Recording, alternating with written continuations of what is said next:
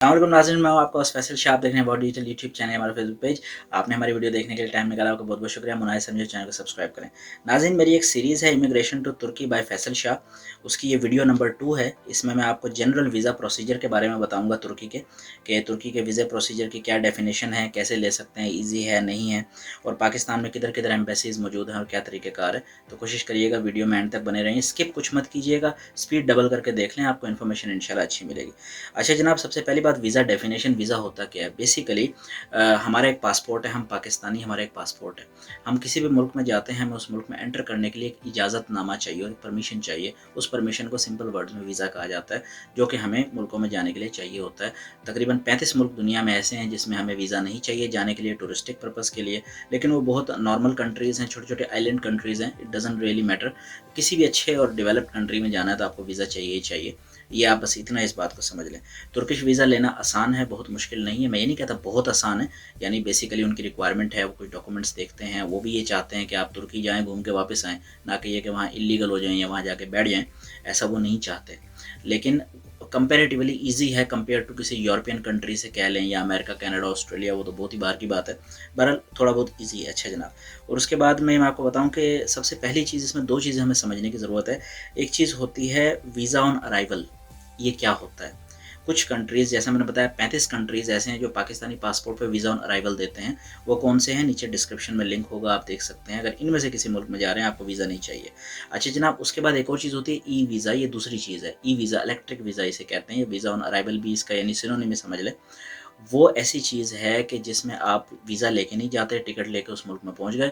वहाँ पहुँचने के बाद आपको उसी एयरपोर्ट पे वीज़ा मिलेगा, कुछ फ़ीस पे करके, और आप कंट्री में एंटर कर जाएँगे। तुर्की में भी ऐसा मुमकिन है, और पाकिस्तानी पासपोर्ट पे, नॉर्मल पासपोर्ट पे मुमकिन है, लेकिन शर्त ये है कि आपके पास यूरोपियन यूनियन में से किसी मुल्क का वीज़ा होना चाहिए, यूके का वीज़ा होना चाहिए, आयरलैंड का वीज़ा होना चाहिए, अमेरिका, कनाडा या ऑस्ट्रेलिया का वीज़ा होना चाहिए वैलिड, या रेजिडेंस परमिट कार्ड। तब आप तुर्की जाके तुर्की में ऑन अराइवल वीज़ा ले सकते हैं, वहीं फ़ीस पे करके। अगर ऐसा नहीं है तो आपको फिर नॉर्मल एम्बेसी से ही लेना पड़ेगा। अच्छा जनाब, पाकिस्तान में 3 जगहों पे एम्बेसीज़ मौजूद हैं। मेन एम्बेसी इस्लामाबाद में है, दूसरा उनका कौंसल खाना लाहौर में है, तीसरा उनका कौंसल खाना जो है वो कराची में है। अच्छा जनाब, इनमें से किसी से भी वीज़ा लेने के लिए आप डायरेक्ट नहीं जा सकते, आप अपॉइंटमेंट लेके नहीं जा सकते। एक 2 बेसिकली सर्विसेज़ हैं। एक अनातोलिया ट्रैवल्स हैं, if I am not mistaken, दूसरी जेरीज़ की सर्विस है, और वो आपको वीज़ा प्रोवाइड करते हैं। इसके बारे में अगली वीडियो जो है वो डिटेल में इस सर्विस के बारे में होगी, इंट्रोडक्शन। उसके बाद हम वीज़ों के बारे में शुरू करेंगे। अच्छा जनाब, नॉर्मली जेरीज़ की जो कुरियर सर्विस है, वहाँ से वीज़े की प्रोसेसिंग की जाती है। अच्छा जनाब, उसकी जो फ़ीस है वो कितनी है? वो depends on time. For example, recording of this video पे जो वीज़ा फ़ीस है वो 17,500 रुपये है, जो कि तुर्किश गवर्नमेंट को जाएगा, और बाकी तकरीबन 5 से 6,000 रुपये जेरीज़ की अपने सर्विस चार्जेज़ हैं जो वो आपसे लेते हैं। यूँ समझ लें कि 22,500 रुपये आज की डेट में अगर आप वीज़ा लेते हैं तो आपको देने पड़ेंगे, उन डॉक्यूमेंट्स के अलावा जो आपको प्रोवाइड करने हैं। अच्छा जनाब, आपको डॉक्यूमेंट्स प्रोवाइड करना आपकी ज़िम्मेदारी है, जेरीज़ की ज़िम्मेदारी नहीं है। वो आपको एक लिस्ट बता देंगे कि ये डॉक्यूमेंट ले आएँ इस वीज़ा टाइप के लिए। वो आपकी ज़िम्मेदारी है कि आपने उन डॉक्यूमेंट्स को पूरा करना है। अगर डॉक्यूमेंट्स पूरे नहीं होते तो वीज़ा नहीं लगेगा, और जेरीज़ के ज़रिए अगर आप अप्लाई भी करते हैं तो कोई गारंटी नहीं है कि आपको वीज़ा मिलेगा नहीं मिलेगा, क्योंकि वो फ़ैसला ना इस्लामाबाद में होना, ना लाहौर में होना, ना कराची में होना, ना जेरीज़ में होना। वो फ़ैसला यहाँ अंकारा के अंदर, capital city of Turkey Ankara के अंदर होगा। वो आपको नहीं जानते, आप उन्हें नहीं जानते, उनके सामने आपकी फ़ाइल जाएगी, वो असेस करेंगे, उसी टाइम वो डिसीजन करेंगे कि वीज़ा देना है या नहीं देना। ये कुछ एक्सप्लेनेशन समझने की ज़रूरत है। अच्छा जनाब, जो जनरल डॉक्यूमेंट्स चाहिए होती हैं वो मैं आपको बता देता हूँ। सबसे पहली बात, आपको पासपोर्ट चाहिए होता है किसी भी टाइप के वीज़ा के लिए, और कम से कम 6 महीने उसकी वैलिडिटी होनी चाहिए फ्रॉम द टाइम आपने ट्रैवल करना है, उस पासपोर्ट की कम से कम। अच्छा जनाब, उसके बाद आपको वैलिड पासपोर्ट साइज़ फ़ोटोज़ चाहिए होती हैं, 2 वाइट बैकग्राउंड के साथ वीज़ा लेने के लिए। पासपोर्ट साइज़ फ़ोटो कह लें या इकाउ स्टैंडर्ड फ़ोटो कह, बायोमेट्रिक फ़ोटो कह लें, एक ही बात है। अच्छा जनाब, उसके बाद आपको होटल की बुकिंग चाहिए होती है, रिज़र्वेशन। सिंपल वीज़ा लेने के लिए आप होटल रिज़र्वेशन भी ले सकते हैं, ऑनलाइन रिज़र्व कर लें, लेकिन यूजुअली होटल्स जो हैं वो बगैर पैसे लिए रिज़र्व नहीं करते।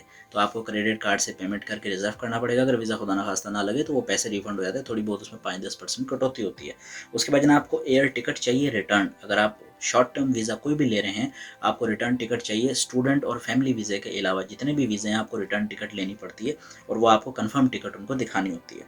अच्छा जनाब, बैंक स्टेटमेंट चाहिए होता है, कितने का चाहिए है वो आपको आगे जिस वीज़े की कैटेगरी में आप जा रहे हैं उसमें मैं आपको इंशाल्लाह सेपरेटली बताऊँगा।